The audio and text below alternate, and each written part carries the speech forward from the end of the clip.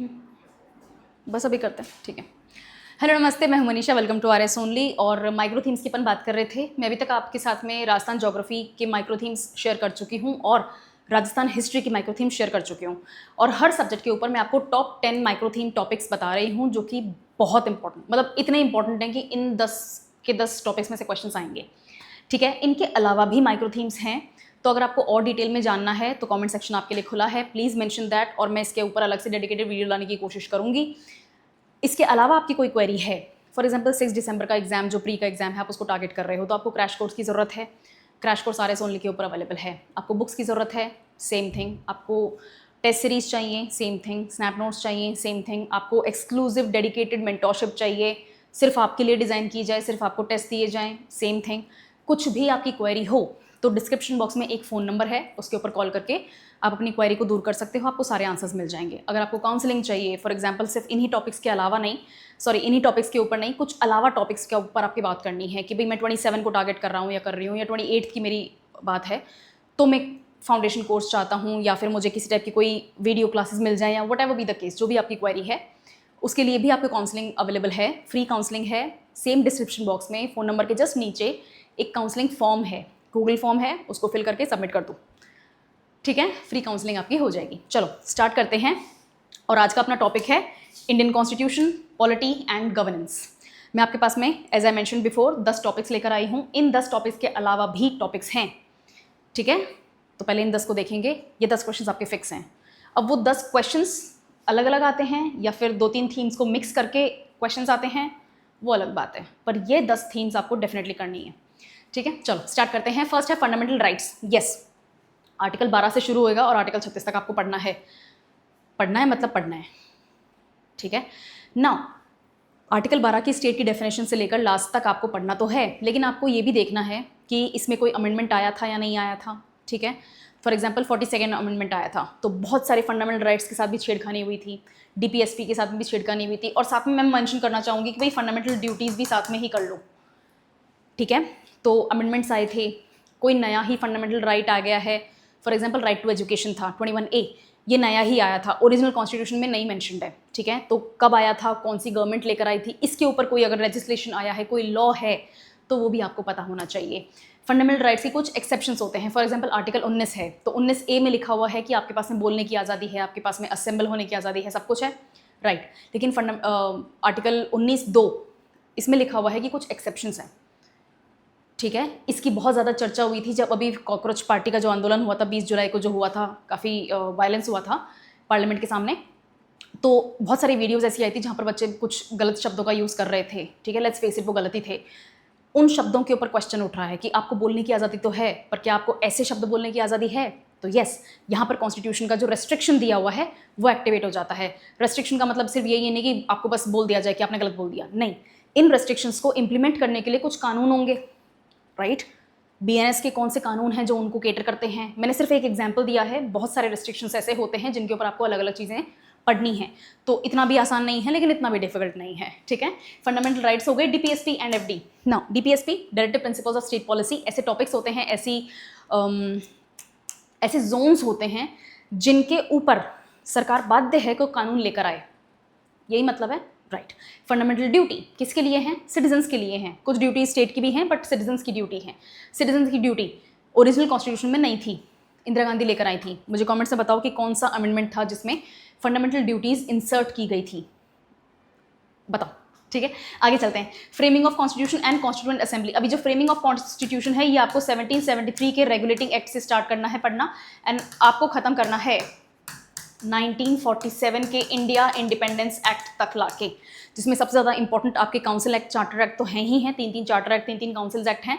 Government of India act 1935, very important, extremely important, ठीक है।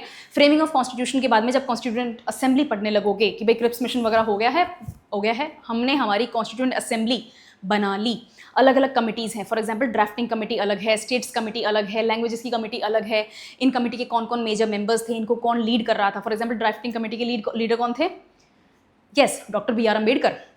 इसीलिए तो उनको फादर ऑफ कॉन्स्टिट्यूशन बोला जाता है, क्योंकि बॉस रिस्पॉन्सिबल होता है अपने एम्प्लॉयज़ के लिए, ठीक है। तो फादर ऑफ कॉन्स्टिट्यूशन आपको बी आर अम्बेडकर के लिए कॉन्स्टिट्यूएंट असेंबली स्टार्ट करनी है, पढ़ना है। कॉन्स्टिट्यूएंट असेंबली का प्रेसिडेंट कौन थे उस वक्त?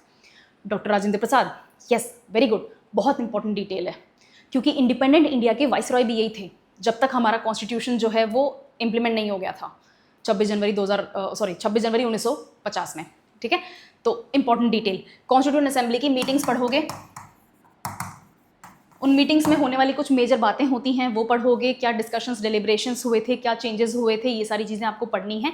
और फाइनली जब ये खत्म करोगे तो it's very important for you to remember each and every word of this single page document.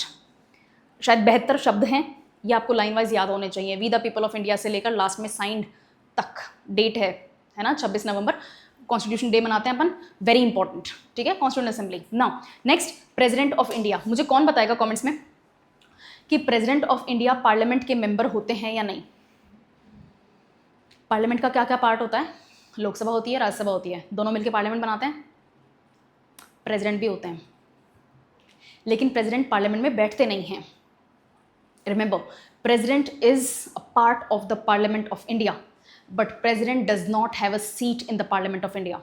इसको समझने की कोशिश ऐसे करो, जैसे कोई लॉ है, कोई बिल है, आपको पास करना है, लॉ बनाना है, राज्यसभा में इंट्रोड्यूस हो गया, पास हो गया, फिर लोकसभा में गया, पास हो गया, लास्ट में प्रेसिडेंट साइन करते हैं, तब जाके वो लॉ बनता है, एक्ट बनता है, इंप्लीमेंट होने के लिए तैयार होता है, ठीक है। तो किसी एक बिल को इम्प्लीमेंटेशन तक लाने के लिए, कानून बनाने के लिए हमें इन 3 स्टेजेस से गुजरना पड़ता है। ये तीनों स्टेजेस मिलकर पार्लियामेंट कहलाती हैं। बहुत ही सिंपल सा है। यस, पार्लियामेंट आपके लिए बहुत बहुत ज़्यादा ज़रूरी है, प्रेसिडेंट आपके लिए बहुत ज़रूरी है। प्रेसिडेंट की कुछ पावर्स होती हैं, मिलिट्री पावर्स होती हैं, डिस्क्रिशनरी पावर्स होती हैं, पार्डनिंग पावर्स होती हैं, ठीक है। ये सारी आपके लिए ज़रूरी हैं। प्रेसिडेंट को इलेक्ट कैसे किया जाता है, जो इनडायरेक्ट इलेक्शन का जो प्रोसेस है आपका, it's very important for you to remember, क्योंकि इसके ऊपर क्वेश्चन आया हुआ है 21 में, डायरेक्ट क्वेश्चन आया हुआ है, ठीक है। तो प्रेसिडेंट कर लिया। नाउ पार्लियामेंट, पार्लियामेंट में हाउस, 2 हाउस होते हैं, लोकसभा और राज्यसभा। अभी भी बात करी अपन ने, यस। इनके कॉम्पोजिशन क्या है, इनके सेशंस कैसे होल्ड किए जाते हैं, डिवाइसेस कौन कौन से यूज होते हैं। फॉर एग्जाम्पल क्वेश्चन आवर हो गया, 0 आवर हो गया, अभी मानसून सेशन चल रहा था, राइट, ये सारे न्यूज़ में थे, ठीक है, तो आपको करने हैं, yes, very important. Then we have parliamentary procedures and bills. यहाँ पर आपकी बिल्स वगैरह की बात आएगी कि भाई ठीक है, ऑर्डिनरी बिल है तो उसको कौन सी मेजोरिटी चाहिए, अमेंडमेंट बिल है, कॉन्स्टिट्यूशनल अमेंडमेंट बिल होता है, या मनी बिल होता है, फाइनेंशियल बिल होता है, इनको पास होने के लिए कौन कौन सी मेजोरिटीज़ चाहिए होती हैं, कितने टाइप की अदरवाइज मेजोरिटी होती हैं। अब आपने पास तो कर लिया, लेकिन प्रेसिडेंट से साइन करवाओगे, कभी कभी प्रेसिडेंट साइन नहीं करते हैं, पॉकेट वीटो यूज़ करते हैं, तो वीटो पावर क्या होती है, कितने तरीके की वीटोज इंडिया में यूज़ किए जाते हैं प्रेसिडेंट के द्वारा, ठीक है, very important, must read. Supreme court, क्योंकि अपन इंडियन पॉलिटी की बात कर रहे हैं तो जुडिशरी की जो हाईएस्ट सीट है वो अपन को करना ज़रूरी है। अभी रिसेंटली पार्लियामेंट में एक लॉ पास हुआ है, एक बिल पास हुआ है, इसीलिए मैं पॉलिटी नहीं पढ़ाती, ठीक है। बिल और लॉ इन दोनों शब्दों में एक्सचेंज कर लेती हूँ मैं कभी कभी, बट अभी पार्लियामेंट में एक बिल पास हुआ है, and that is supreme court का जजेस, नंबर ऑफ जजेस इंक्रीज करने वाला जो बिल है वो। पहले अपने पास में कितने जजेस थे, अब कितने हो गए। इसको as a money bill introduce किया गया था, वो पास भी हो गया, ठीक है। मनी बिल क्यों? क्योंकि नए जो जज आएंगे उनके ऊपर कुछ खर्चा होगा, है ना, उनकी सिक्योरिटी होती है, अलाउंसेस होते हैं, पेंशन्स होते हैं, उनकी सैलरीज होती हैं, उनके ट्रैवल एक्सपेंसेस होते हैं, उनकी सिक्योरिटी होती, उनको घर दिया जाता है, ऑफिस स्पेस दिया जाता है, इलेक्ट्रिसिटी बिल है, ट्रैवल अलाउंसेस है, सब कुछ है, खर्चा होगा। तो सरकार पैसा छापती है क्या? नहीं, सरकार करती है इस पैसे को अप्रोप्रिएट, कहाँ से? कंसोलिडेटेड फंड ऑफ इंडिया से। तो yes, public accounts of India, consolidated fund of India and contingency fund of India, ये तीनों भी आपको करने हैं। सुप्रीम कोर्ट के बारे में आपको पूरी जानकारी होनी चाहिए, क्या क्या जुरिस्डिक्शन है, ठीक है, कहाँ कहाँ पर सुप्रीम कोर्ट के पास में आप कैसे कैसे केसेस ले जा सकते हो, कौन कौन से जुरिस्डिक्शन के अंतर्गत। नेक्स्ट, रिट जुरिस्डिक्शन आर्टिकल 32, जो कि अपन ने फंडामेंटल राइट्स में कर लिया, और कॉलेजियम सिस्टम क्या होता है, ये बहुत कॉन्ट्रोवर्शियल टॉपिक है, ठीक है। नेक्स्ट अपने पास में है इमरजेंसी प्रोविजंस। 3 आर्टिकल्स हैं हमारे पास में इमरजेंसी के, बताओ मुझे कमेंट्स में। State emergency, national emergency and financial emergency. Financial emergency हमने कभी कंट्री में यूज़ नहीं करी है, कभी नहीं करी है। 91 में कुछ मोमेंट्स ऐसे थे जब थोड़ा सा क्रिटिकल हो गया था सिस्टम, लेकिन फाइनेंशियल इमरजेंसी नहीं लगी है। स्टेट इमरजेंसी बतेरी लगी है, मुझे लगता है गिन नहीं पाए अपन, इतनी लगी हैं। लेकिन नेशनल इमरजेंसी भी इंडिया में लगी हुई है। किसने लगाई थी, कब लगाई थी, और कब तक लगाई थी, कब जाके उसको हटाया गया था, बताओ मुझे, कमेंट्स में बताओ मुझे। Yes, emergency provisions are very important. Emergency provisions लागू कैसे किए जाते हैं, कौन लागू करता है, ठीक है, इसको प्रोमलगेट कैसे किया जाता है, यानी कि इसको एक्सटेंड करने का भी कुछ प्रोसीजर होगा, राइट, यस, आपको करना है। Then we have Lokpal and Lokayukta. मैं कॉलेज पास आउट हो गई थी, मेरी बस जॉब शुरू हुई थी, आई वाज इन मुंबई, तब लोकपाल बिल आया था देश में। उसके साथ ही लोकायुक्ता को भी अपन ने एक्सटेंड किया था। जब आप लोकपाल और लोकायुक्त तो पढ़ रहे हो, येस आई अंडरस्टैंड कि मैं इंडियन पॉलिटी की बात कर रही हूँ, बट प्लीज़ ट्राई टू सी कि राजस्थान में इसका क्या स्टेटस है। ठीक है, लोकपाल एंड लोकायुक्ता राजस्थान में इनका क्या स्टेटस है, थोड़ा सा अटेंशन उसको भी दे देना। And lastly 73rd and 74th amendment जो आपकी लोकल बॉडीज होती हैं, they are also very important, क्योंकि गांधी जी बोलते थे भैया